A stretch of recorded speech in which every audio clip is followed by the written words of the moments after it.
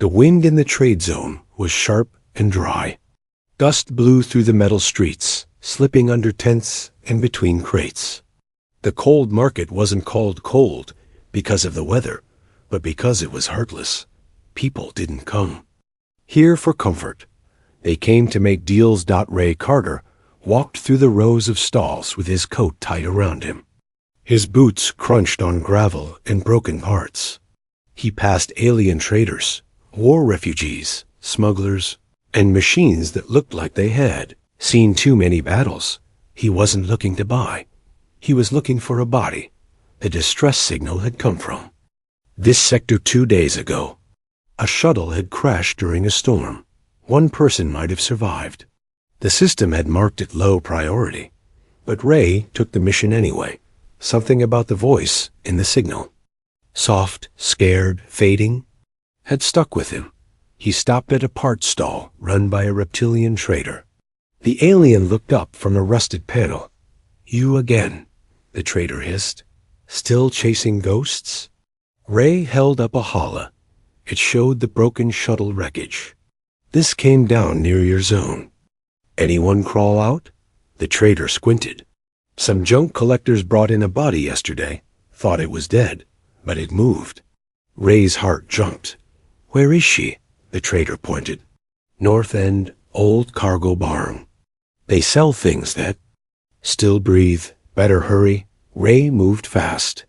His boots kicked dust as he ran between crates and metal walls. The sky above was gray, and a storm was building again. He reached the barn. A guard sat by the door, half asleep. Ray flashed his pass and walked through without stopping. The air inside was heavy with oil, metal, and something worse. Sorrow. The back corner. Under dim yellow lights, he saw her. Lying on a rusted cot, half covered by a dirty blanket, was an alien woman. Pale gold skin, black hair long and tangled. Her body was thin, bruised, but alive. She turned her head slowly as he stepped closer. Their eyes met. Ray stopped breathing for a second.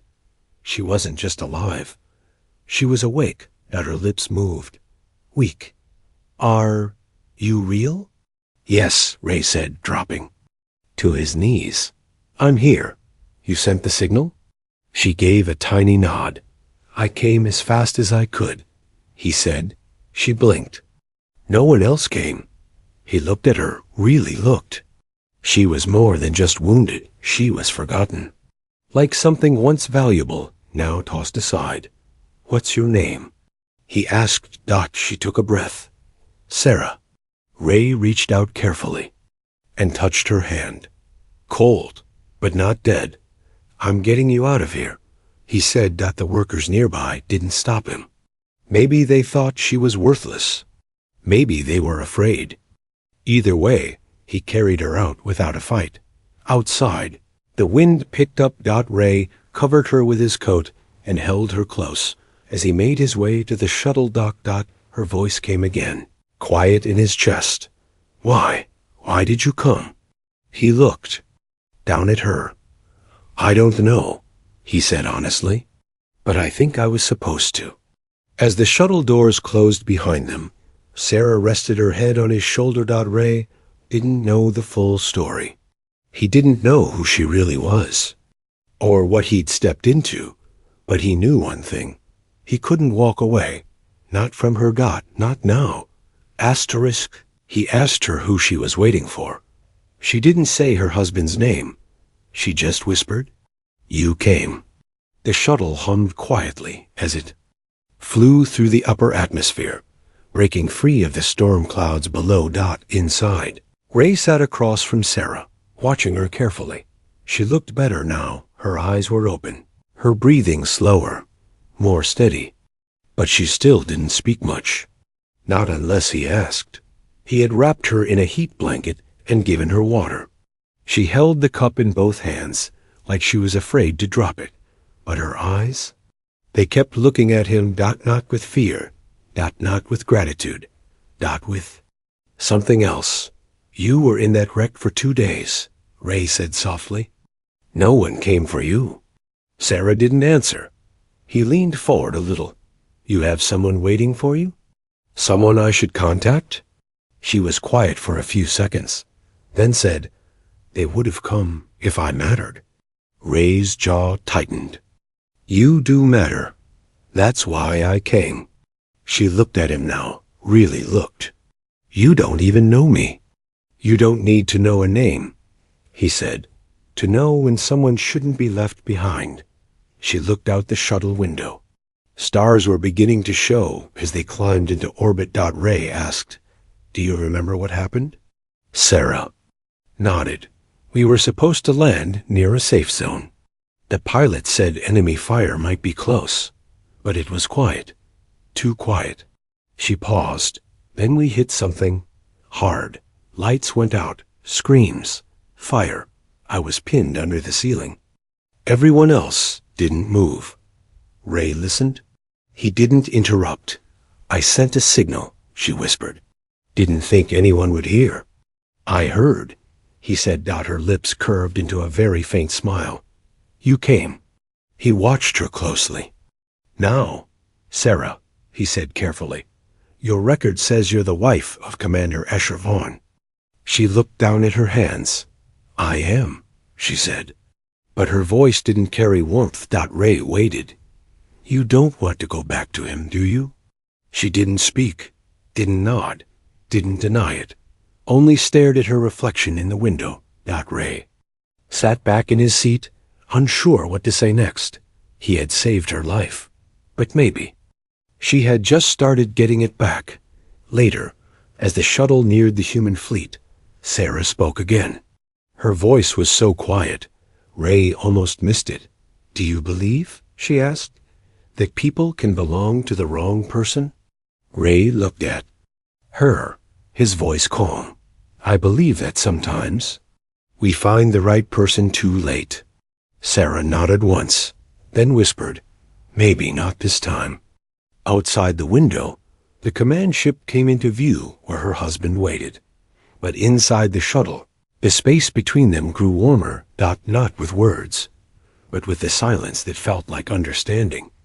Asterisk, in the quiet of space, she finally spoke.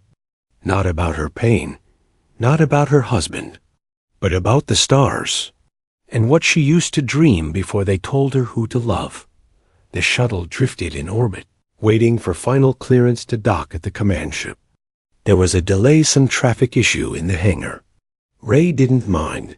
He wasn't ready to let her go yet, and maybe she wasn't ready to leave. Sarah sat beside him now. Her body was still sore, but she had stopped trembling. She no longer flinched at the sounds of the engines. Her eyes stayed on the stars, like she was trying to remember something old and soft. Ray handed her a warm drink, something close to tea. She took it gently. Thank you. You're welcome. A few quiet minutes passed. Then she said, When I was a child, I used to believe that stars were holes in the sky, that they were letting light through from the other side. Ray smiled. I used to think the same. She looked at him, surprised. Really? I also thought the moon had a secret city on it, he added. Sarah laughed. It was quiet. A sound like wind passing through a forgotten room. She leaned back and whispered, Before the war, I wanted to be a painter. Ray blinked. A painter? She nodded. I liked colors, silence, detail. I thought maybe I could create something that would last longer than weapons. What happened? She didn't answer right away. Then, my family arranged the marriage. It was for alliance, not love. She paused. He was powerful, respected, and I was quiet, obedient. That made me useful. Ray felt something hard twist in his chest. And were you happy? He asked softly. She turned her head to look at him. I was quiet. She repeated. She told him other things after that. About her garden before the first attack destroyed it. About how she once hid inside a museum during a bombing and stared at one painting for 6 hours. About how she kept her voice, Soft because loud women weren't listened to on her world. She never said his name, not once, not the husband she was returning to, not the man who should have come for her. Ray sat beside her, silent and still, but listening with everything he had, because he knew these stories weren't small, they were her, and someone had needed to hear them for a very long time. Finally, she looked at him again. You don't ask questions like other men. I try to ask the right ones, he said. Sarah smiled. And if I told you I didn't want to dock yet, I'd tell the fleet we're experiencing engine issues. Ray replied without hesitation. Her smile grew, but there was sadness behind. This shouldn't feel safer than home, she whispered. But it does, he said. And in the quiet cabin, under the soft glow of distant stars, something passed between them, not loud, not rushed, but real. The call came through sharp and cold. Return the asset. No contact, no delay. But when she reached for his hand, he forgot what orders were supposed to mean. A blue light blinked on the console.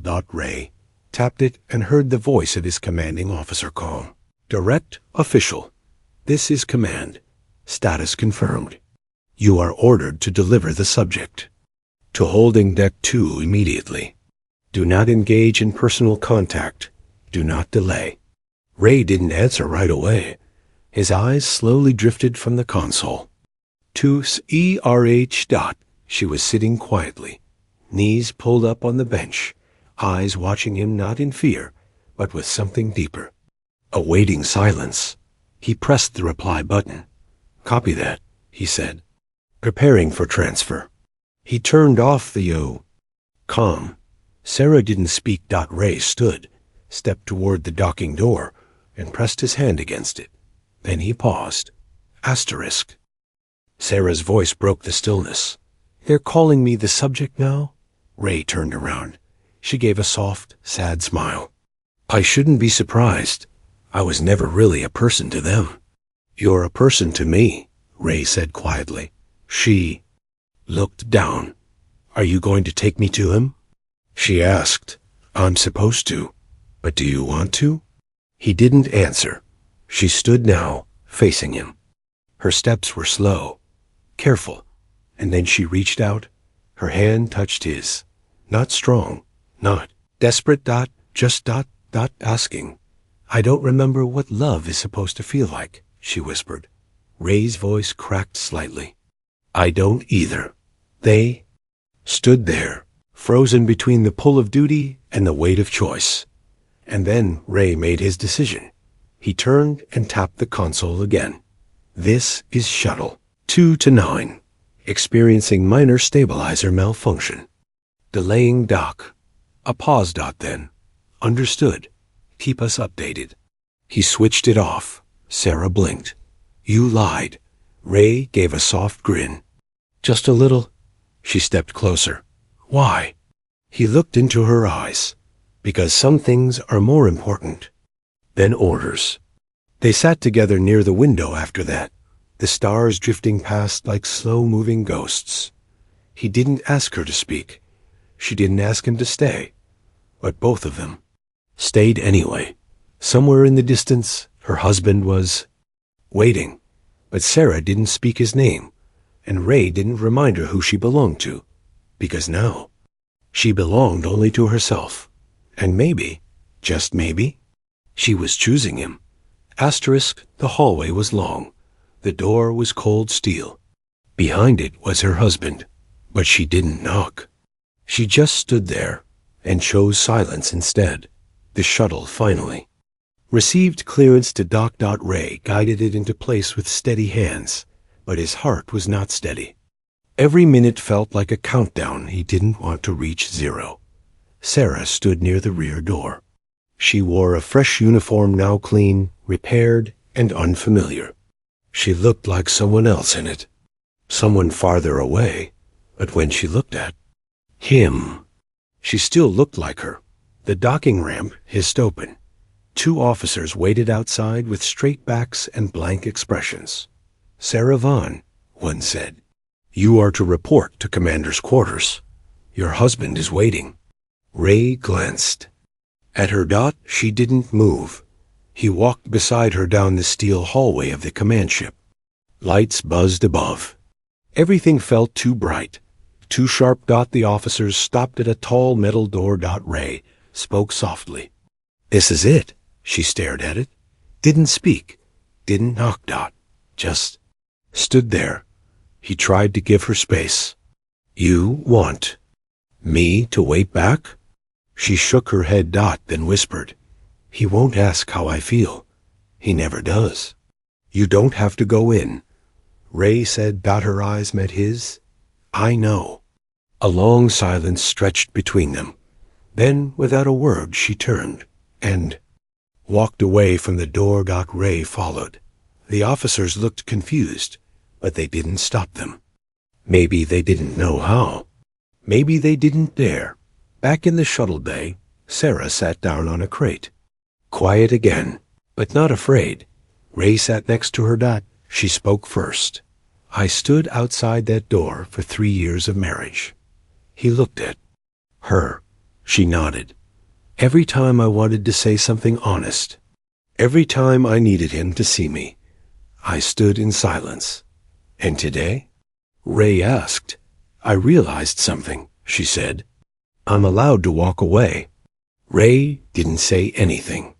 He didn't need to. She looked at him now, not like a stranger, not like a soldier, but like someone standing in front of her own future, finally choosing it. I don't know where I'm going next, she said. You don't have to decide. Yet, Ray replied, but wherever it is, I'm not far. Sarah gave a soft laugh. For the first time, she whispered, that sounds like a home. Asterisk, she had spoken lies for years, smiled at dinners, stood beside a man she never chose. But when she looked at the one who saved her, she couldn't lie anymore. The command ship floated quietly in orbit, but inside Ray's quarters, the air felt heavier than space. Sarah sat on the edge of a low cot, her hands folded in her lap, her coat hung off her shoulders. Her eyes were calm, but inside she was burning. Ray sat across from her, on the small bench by the wall. He didn't speak first. He waited. He had learned Sarah's silences always came before her truths. I used to think love was just another rule, she said at last. Ray watched her. What changed? You did. She looked up at him, voice low and steady. I never loved my husband. I didn't hate him, but I didn't know him. We were two faces on a treaty. He needed a wife. My family needed status. I was trained to smile, to obey. Ray frowned. You never had a choice? I thought I didn't. Her fingers trembled slightly. Then the crash happened, and for 2 days, I didn't know if I would die there. But I felt something strange. Peace. Peace? Ray asked, surprised. She nodded, because for once, no one was expecting anything from me. She stood and stepped closer to him, slow, like approaching something fragile. And then you came. He swallowed. Anyone would have helped. No, she said, not like you did. Ray tried to look away. Sarah, I don't want to make this harder for you. You don't owe me anything. I know. She stepped even closer, but I owe myself the truth. He looked into her eyes, now eyes that once looked lost in that market. Now they were clear, steady, and full of something that scared him. Hope. I didn't fall for you because you rescued me, she said. I started to feel something when you listened, when you saw me, not as his wife, not as a subject, just me. Ray's voice was almost a whisper. And now? She reached out, touched his chest, where his heart beat steady beneath his shirt. Now I don't want to go back to being invisible. They stood like that for a long moment. No need for big words. No promises. Only truth. The kind spoken without force. The kind seen in the eyes. She had worn a ring that never fit, lived in a home that never felt like hers. Now she walked away from everything behind that door, not because someone saved her, but because she finally saved herself. Sarah stood at the viewing deck, her eyes on the stars. Behind her was everything that had defined her life for years, her title, her marriage, her silence. Ahead was open space, no path, no plan, just choice. And for once, it was hers. Ray stood beside her, quietly. He didn't ask questions. He didn't hold her back. He simply stood close enough that she knew she wasn't alone. "I spoke to command," she said softly. "I told them I won't be returning to my husband. Not now. Not ever." Ray looked at her. "And what did they say?" "They didn't understand," she replied. "But they accepted it." He gave a small smile. "You surprised them." "I surprised myself," she said. They walked together toward the dock where Ray's small private shuttle waited. No escort. No ceremony. Just two people walking side. I sighed. At the ramp, Sarah stopped. "This is where I begin," she said. Ray nodded. "Anywhere you want." She turned to face him. "You never tried to own me," she said. "You never even asked for anything." "I only wanted one thing," Ray said. She tilted her head. "To see you free," he whispered. She stepped closer, placed a hand gently on his chest. "And now I am," she said, "because someone finally looked at me and saw more than what I was told to be." Ray didn't speak. He didn't need to, because in that look, in that small space between them, 1,000 unspoken truths passed. She walked up the ramp, turned once, and said the last thing he expected to hear. "You didn't steal my heart," she said. "It was never his to begin with." As the shuttle doors closed behind her, Ray exhaled slowly. No medals, no mission, just meaning. And the knowledge that somewhere out in the stars, a woman who once wore silence like armor now walked. Free, because he listened, because he saw her, because he didn't make her stay. He made it safe for her to leave. The end.